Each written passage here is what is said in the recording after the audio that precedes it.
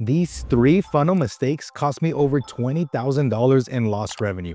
And I see 90% of service-based businesses making the exact same errors. Look, I'm not here to sugarcoat this shit. Building a social media funnel sounds easy until you actually try to do it. Everyone thinks that they can just throw up a landing page, run some random ads, and watch the money roll in, but that's not how it works. Trust me, this is how I learned. When I first started NC Media about a year and a half ago, I thought I had it all figured out. I was getting leads, people were filling out my forms, my calendar was getting booked. On paper, everything looked great, but my bank account was telling a completely different story. I was making every mistake in the book, and it wasn't until I fixed these three specific things that I went from struggling to hit 10K months to consistently doing 15K months and even 20K months. And here's what nobody tells you about these funnels. They're not just about getting people in the door. That's actually the easy part. The hard part is what happens after somebody raises their hand and says they're interested. I remember looking at my numbers one day and realizing that I had generated over 500 leads in 3 months, but I had only closed maybe about 15 of those clients. That's a 3% conversion rate. That's fucking terrible. I was literally throwing money away because I didn't understand the fundamentals of how a proper funnel actually works. But once I identified and fixed these three mistakes, everything changed. My conversion rate jumped to over 20%, and I started making more money with fewer leads. The crazy part is, these aren't complicated fixes. They're actually really simple adjustments that most people just overlook because they're so focused on simply just getting more traffic instead of converting the traffic that they already have. If you're running ads, creating content, or trying to grow any kind of service-based business, you're probably making at least one of these mistakes right now, and it's costing you way more money than you realize. So make sure you're subscribed because I'm about to break down the exact three mistakes that cost me $20,000, and more importantly, how to fix them so that you don't make the same mistakes I did. Mistake number one cost me the most amount of money, and it's something that seems so obvious now, but I was completely blind to it at the moment. And that was simply just not qualifying leads properly. I was so desperate for leads that I was taking on anybody who would fill out my form.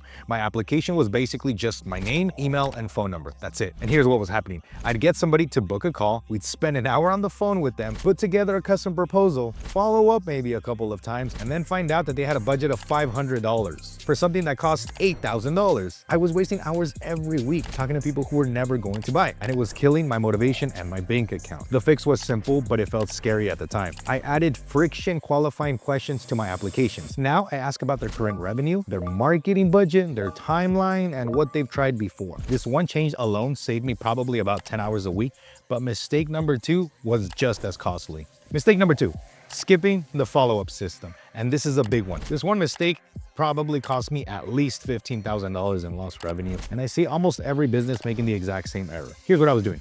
Somebody would fill out my application, I'd have a sales call with them, and if they didn't buy immediately, I'd maybe send one follow-up email and then maybe a text, and that's it. Just give up right there. I thought that if somebody didn't buy on the first call, they weren't interested, and that's completely wrong. The reality is that only 20 to 30% of qualified prospects buy on the first attempt. The other 70% need a lot more time. They need to think about it. They need to see more social proof.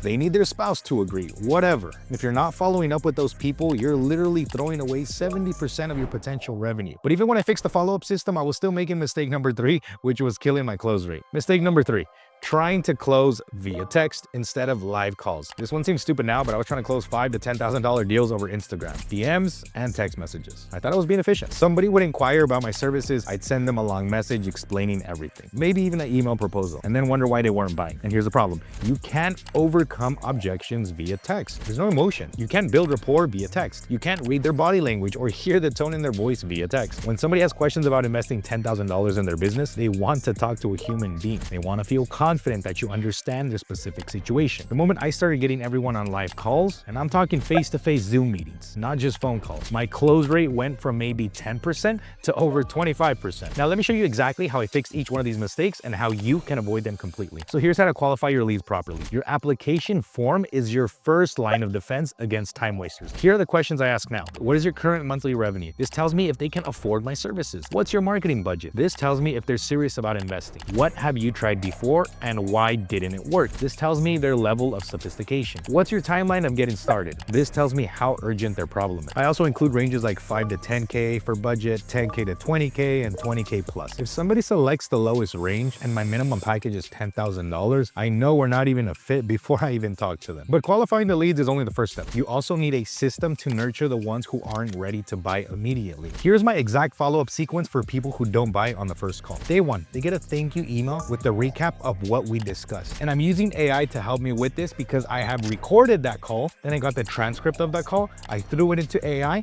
and I told it to give me a recap of the call and to word it in a way that that prospect is gonna come to me, and to word it in a way that that prospect is going to be sold and help them make that final decision and come back to provide our services. In our Social Booking Blueprint mentorship, I show you the exact prompts to use, how we use them, so that you too can send the best follow-up emails and lock in those clients. On day 3, they get a case study of a similar client and their results. On day 7, they get a video testimonial from somebody in their industry. Day 14, they get a limited time offer or bonus to create urgency. And day 30, they get another email saying, is this still a priority? Check in email. And here's the key. It's not just about email. We also use text messaging, retargeting ads, and even LinkedIn messages. You want to stay in front of them across multiple channels. I track everything in my CRM so I know exactly where each prospect is in the follow-up sequence. This system alone has probably generated an extra $60,000 in revenue this year from people who initially said no. But even with perfect lead qualification and follow-up, you still need to know how to actually close the deal. Every proposal I send now happens on a live call. Here's my simple framework. First, I diagnose their current situation. Tell me about your biggest challenge with getting consistent clients. Then I share a relevant case study. I had a client just like you. His name was John and he was struggling with the exact same thing. And here's what we did for him, and here's the result he got. Then I ask assumptive questions. Do you think that if we did something similar for you that it might work? If they say yes, I present my solution and pricing. If they have objections, I can handle them in real time. This approach feels more like a consultation than a sales pitch. And it works because by the time that somebody gets on a call with me, they've already consumed my content and they know I can help them. Let me tell you what happened when I fixed these 3 mistakes. I now have $200,000 worth of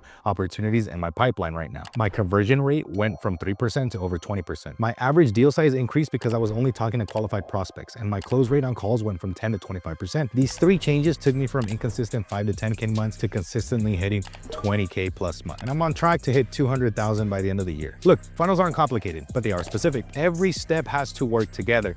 And if any one piece is broken, the whole thing falls apart. Most people focus on getting more traffic when they should be focusing on converting the traffic they already have. Fix your qualification process, build a proper follow-up system, and get people on live calls. These 3 changes alone will probably double your revenue without spending much more on ads. If you're making any of these 3 mistakes right now, don't feel bad about it. I made all of them too. The difference between successful businesses and struggling businesses isn't that they never make mistakes. It's that they identify them and fix them quickly. Stop leaving money on the table. Fix these 3 things and watch your conversion rate skyrocket. And if you want to see the exact CRM system and follow-up sequences we use, check out this video where I break down my entire social booking blueprint step by step.